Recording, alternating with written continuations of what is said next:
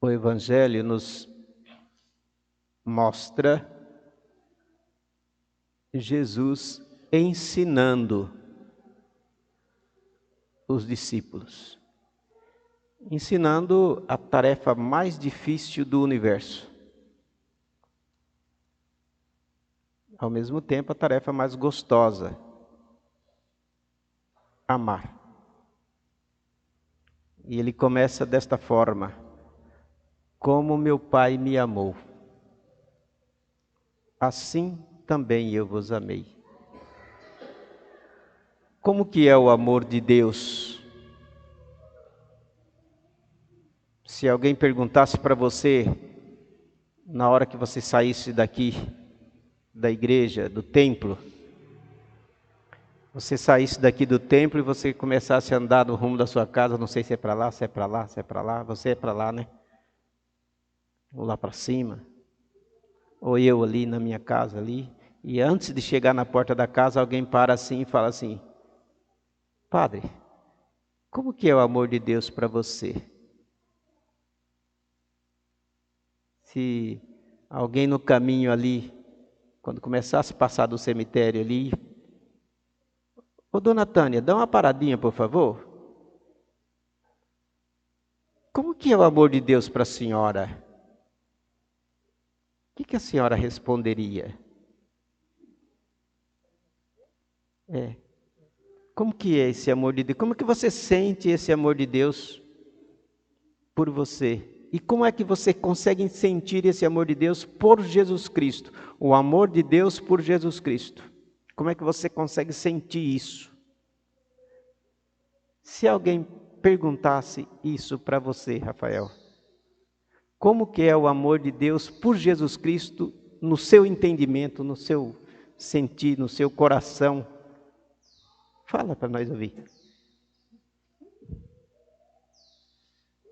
Eu acho que eu não responderia, padre. Eu acho que é uma coisa que a gente vive nessa vida, buscando conhecer ainda mais esse amor, buscando sentir ainda mais esse amor, mas não temos uma resposta, né? Ainda não, nosso intelecto ainda não criou uma palavra que defina esse amor, o que é esse amor, o que, né? Eu acho que é a demonstração do que eu faço por Deus é mínima diante desse amor de Deus por mim. Eu acho que eu acabei caindo dentro do meu próprio dialeto. Eu tentei explicar, acabei dizendo que não tem explicação e acabei tentando explicar. Mas o sentido seria esse, né? Eu acho que eu cairia em uma reflexão mais profunda ainda, se alguém me perguntasse. E Jesus? Ele tentou explicar, ele explicou, ele mostrou, não? O que vocês acham? Porque ele diz assim, né, do jeitinho que está escrito aqui, eu tenho certeza que isso aqui foi escrito exatamente desse jeito, foi falado desse jeito. Por quê? Porque quem escreveu isso aqui foi um cara de cabeça fresca, João. João deveria ter o quê? Uns 19 anos quando ouviu isso aqui. Porque João andou com Jesus por 3 anos. Ele tinha 17, Jesus morreu com 33. Nessas alturas do campeonato, por volta dos 19 anos, eu estou aqui, assim, querendo acertar na mosca, na questão do espaço do tempo, né?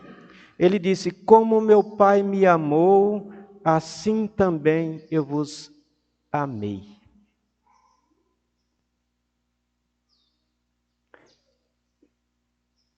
E essa é a pergunta que Deus está fazendo para você, que Deus está fazendo para mim, que Deus está fazendo para nós. E essa é a proposta também, ao mesmo tempo que é uma pergunta, é uma proposta. É uma educação que Jesus está mostrando para nós. E Jesus já vai dando uma resposta ao longo do tempo. A resposta de Jesus é ao longo do tempo. Nesse sentido, você está corretamente correto. É ao longo do tempo que essa resposta vai se dando. Mas necessariamente,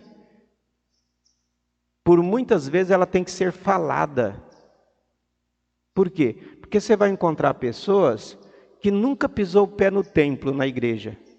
Você vai encontrar pessoas que nunca leu a palavra de Deus. pode acontecer de você encontrar pessoas que nunca ouviu a palavra de Deus.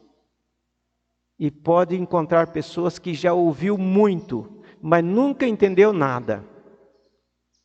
E você pode encontrar pessoas doutoradas em tudo isso e muito bom na prática também. Porque a vida é assim. Então, vamos tentar descobrir no próprio texto essa forma de amar que Deus tem por nós. Do mesmo jeitinho que Ele tinha por Jesus Cristo, Ele tem por Jesus Cristo, Ele tem por cada um. E olha só, Ele disse assim: permanecei no meu amor. Então aqui nós já começa a ter uma resposta, né? Permanecei no meu amor. E aí ele vai continuar e vai dizer assim: se guardardes os meus mandamentos, permanecerei no meu amor. Assim como eu guardei os mandamentos do meu Pai e permaneço no seu amor. Então, Jesus está dando resposta. Uma das respostas é a permanência. E isso Jesus vai ensinando ao longo do tempo, por muitas vezes, como permanecer. Como permanecer? Uma das formas para você permanecer no amor de Deus é a oração, o diálogo. E ele não disse que nesse diálogo não iria existir, por exemplo, desentendimento. Ele não disse isso nenhuma vez. Porém, ao longo do tempo, na prática da vida, todos os diálogos sempre têm algum desentendimento. Ou seja, não entendimento da parte de alguém. Ou seja minha, ou seja tua. Em determinadas coisas vocês concordam comigo. Em determinadas coisas vocês jamais. Tem coisas que eu não posso concordar com vocês. Tem coisas que eu tenho que dar a mão à palmatória e falar: agora eu aprendi. Tem coisas que vocês vão falar: olha, eu agora aprendi. E pelo fato de ter aprendido, não significa que eu já vou seguir direitinho. Por muitas vezes eu aprendo, mas só com o ralar do rolamento é que ele vai dar um bom desleixo na estrada, um avanço com tranquilidade. Então, ele está dizendo: permanecei no meu amor. Então, para permanecer no amor, ele não disse aqui, nesse texto, mas ele vai dizer noutra hora. Então, a oração é uma dessas graxas, ou desses óleos, que vai fazer com que você permaneça no amor de Deus. E aí, outra coisa, ele vai dizer assim: guardar. Mas guardar para nós, brasileiros principalmente, que todos somos, tem um significado de pôr numa gaveta assim, guardar lá. Ninguém mexe aqui, ai de quem mexer. E guardar, no sentido bíblico, é bem diferente. Guardar é fazer com que aquilo seja você, e você possa transmitir através da vida. Aí entra alguns santos que vão dizer exatamente isso, que eu faça isso com a própria vida.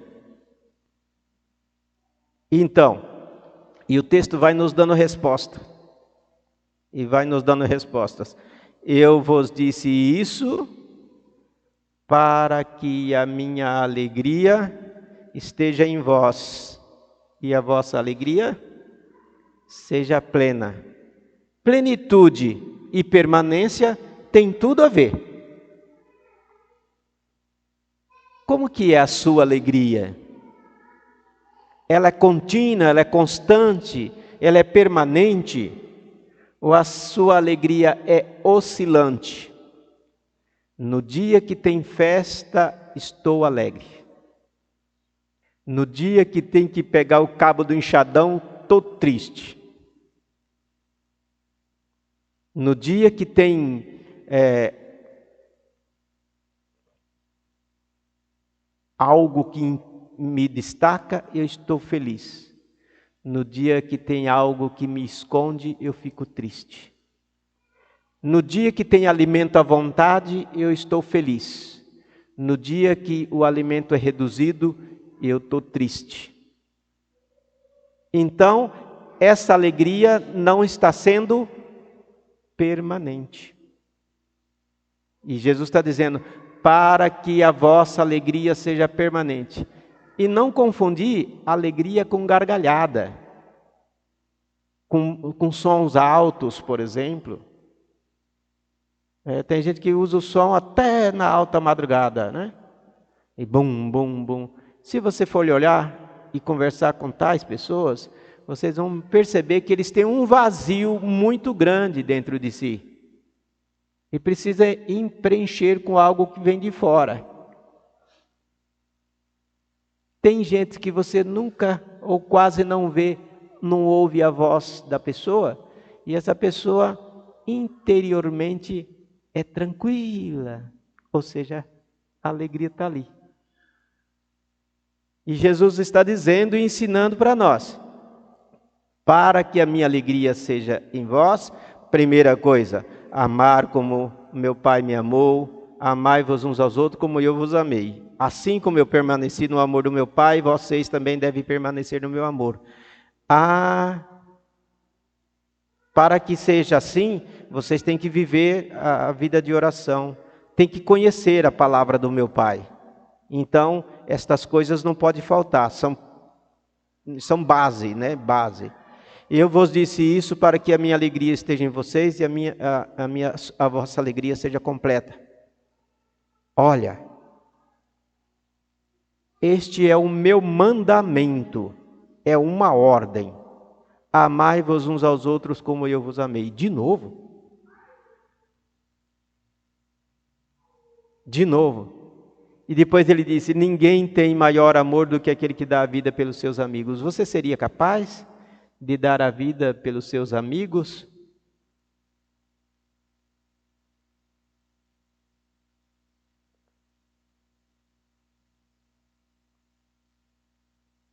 E aí ele continua.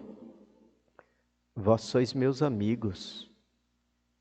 Porque a gente pensa que amigo da gente é aquele que não tem erro, né? Que não tem pecado, que não tem falha, que não erra contra a gente. Que não erra contra a gente. Mas se todos nós somos pecadores, se todos nós pecamos e nós costumamos falar, pequei, meu Pai, contra ti e contra o mundo. Não é assim que a gente responde? Então nós pecamos contra quem? Contra Jesus Cristo. O meu pecado contra a Tânia, contra o Rafael, contra o Siles, contra a Meire, em primeiro lugar não é contra eles, é contra Deus. Se eu pequei contra Deus, e Deus ainda me chama de amigo, então esse amor dele é insuperável. Insuperável, não dá para superar. Tá certo?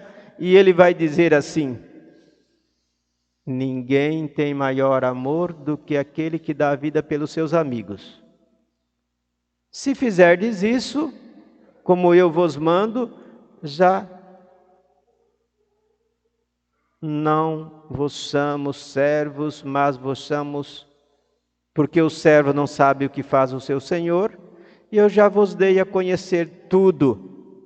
Ou seja, Jesus ensinou para nós. Ele nos deu uma lição de vida.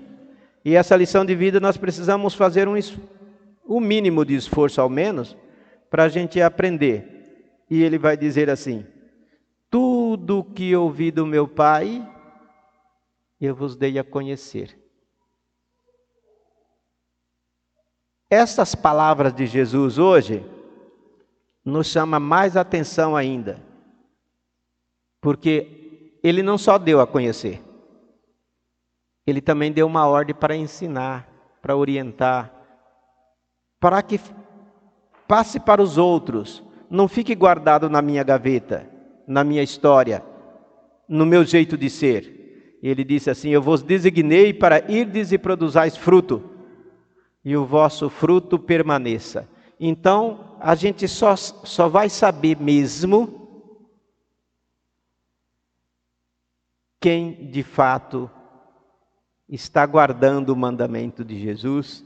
A gente só vai saber mesmo quem de fato está amando como Jesus amou. A gente só vai saber mesmo quando a gente começar a ver os frutos maduros. Estes frutos, parte deles nós já estamos percebendo, mas em muito nós faltamos. Vocês já foram num pé de fruta para pegar uma fruta que lá tinha uma marca nela. E aquela marca foi um besourinho que sentou lá e furou. Ficou lá uma marca. Aí você abre aquela fruta e lá dentro tem um bichinho. Aquele bichinho foi colocado por uma borboleta, a goiaba, por exemplo, a laranja, por exemplo, o mamoeiro, a manga, outras frutas. Então ela ficou, aquele lugar ali, ela ficou manchada. E além daquela mancha tem um bichinho lá dentro que está roendo, está estragando ela. O que aconteceu ali? Ela não teve um acompanhamento geral para ser protegida. Ou o ambiente que ela estava poluído por algum tipo de inseto que a picasse e deixasse a marca. O que é isso? Isso é a mesma coisa que o pecado. Por natureza divina, você, qualquer um de vocês, eu, somos completamente santos. Nós poderíamos pegar uma criança dessa como exemplo. Uma criança dessa é santa por natureza. Ao longo do tempo, ela vai crescendo, e uma coisa que ela gostava muito de fazer, e aí não vai dar para fazer porque o pai, ou a mãe, ou o tio, ou o colega, ou o amigo do pai, ou o amigo da mãe. Não, tudo bem. Aí entrou o pecado. Tirou o que dessa criança? A alegria. Daí para frente essa alegria já não é mais plena. Não tem soltura. Não tem liberdade. Está prisioneira ali. Aquele bichinho que foi colocado ali por alguém, e muitas vezes intencionalmente, algumas vezes até sem intenção. Às vezes ali criou uma mancha que tirou a alegria, tirou a felicidade, tirou a paz interior daquela pessoa. E isso a gente poderia ver as quantidades. Jesus fala assim: eu guardei o mandamento do meu Pai. Meu Pai me deu um mandamento, me deu uma ordem, e eu preservei isso comigo. Querem ser felizes? Faça a mesma coisa. E uma coisa o meu Pai me disse: se alguém quiser, se você vê alguém dos seus amigos sofrendo, dê a vida por ele, mas não deixe ele sofrer. E aí Jesus vai fazer isso até a cruz. Até a cruz. Porque depois da cruz ele foi para o sepultamento. Daí para frente a história já é outra. Mas aqui nós estamos vendo o que é que Jesus quer que façamos para dizer amamos ou não. E nós, na nossa vida, nós vemos muitas coisas que nós não toleramos nos outros, queremos que seja tolerado em nós. Muitas coisas que nós não amamos em nós, mas queremos que os outros façam. Então, longe está quem age assim, desse amor de Jesus e dessa plenitude, dessa alegria plena. Fiquei uma vez ouvindo alguém que dizia assim: até um determinado ponto, eu era tranquilo, não tinha tristeza, o meu sorriso era aberto, solto. De um determinado tempo, que eu não sei explicar exatamente onde foi, mas o meu sorriso não é mais o mesmo. Ali foi a picada do bichinho, como diz o outro. Ali foi o momento do pernilongo. Foi o momento do... Como é que chama esse que introduz lá a dengue, né? Naquele momento a pessoa ficou dengosa. Com aquela dengue, ela não era mais a mesma. Então, nós precisamos estar atento para preservar esse fruto, essa planta e esse fruto para sempre, numa alegria plena. Está algumas coisas, entre esta, o amor ao Pai, amar a Deus sobre todas as coisas. Claro que se a gente for fazer a sequência, a gente vai falar, e o teu próximo como a ti mesmo. Para ter esse amor a Deus e ao próximo, conhecer a palavra de Deus. A partir do momento que você conhece a palavra de Deus, você vai ver que você necessita incessantemente de uma vida de oração, ou seja, uma espiritualidade. Contemplar o Senhor toda hora, todo instante, em todas as coisas, até nas coisas ruins. Você precisa ver o que é que Deus está querendo dizer naquele momento, naquela situação, e aí tirar aquilo que é importante e deixar aquilo que não é, para conservar esse amor de Deus em ti. Os compromissos sociais, religiosos, compromissos que você tem no mundo, na convivência, isso é necessário, não tem como não ser. Tem coisas que a gente se apega, mas não deveria se apegar. Tem coisas que a gente não se apega e deveria.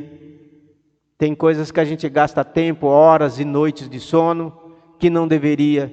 E tem coisas que a gente deveria gastar toda a vida e nem sequer iniciamos. Então, este Evangelho nos chama para isso. Senhor, vocês podem me perguntar assim, mas padre, por que o senhor não falou na primeira leitura? Por que o senhor não quis tocar na primeira leitura?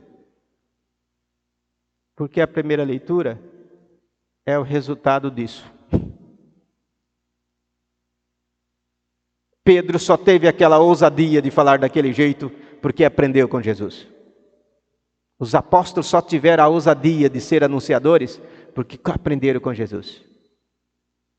Então não precisa falar da primeira leitura se já temos o Evangelho que abrange tudo. A primeira leitura é para a gente ter prova de como aconteceu os fatos na vida de Jesus, na vida dos apóstolos. Ou seja, para que entendamos que do jeito que Jesus falou, eles conseguiram aprender e depois transmitir. Pronto. Se tivéssemos lido a segunda leitura, nós vamos ver exatamente isso também. E nós vamos ver que os salmos não é outra coisa senão esta alegria contemplativa que já vivia o rei Davi. Antes, centenas de anos antes de Jesus. E isso é bom. Isso é bom por quê?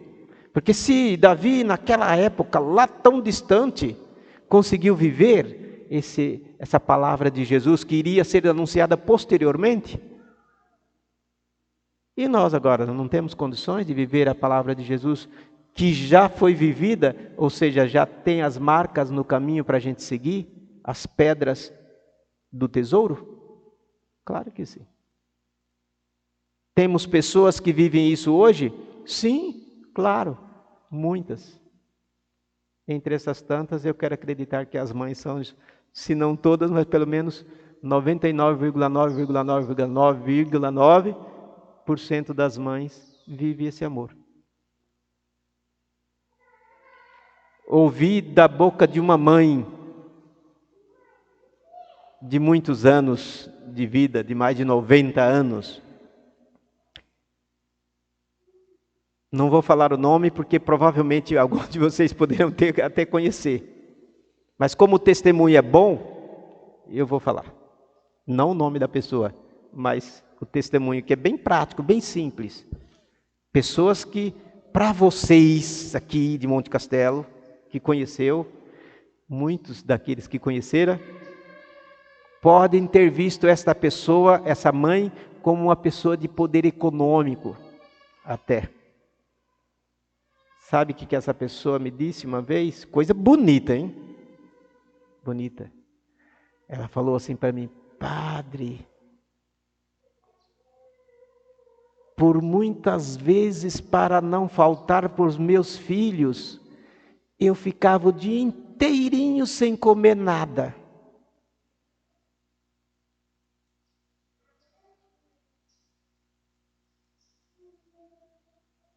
Se alguém tiver a ousadia de dizer que isso não é testemunho de amor, o que seria amor então? Né? E isso era alguém que era considerada. Imagina as nossas mães pobres. Não deve ter ficado 1 dia, 2 dias, não, há muitos dias. Muitas mães que às vezes estavam amamentando com o seu próprio sangue, porque não conseguia dar o leite.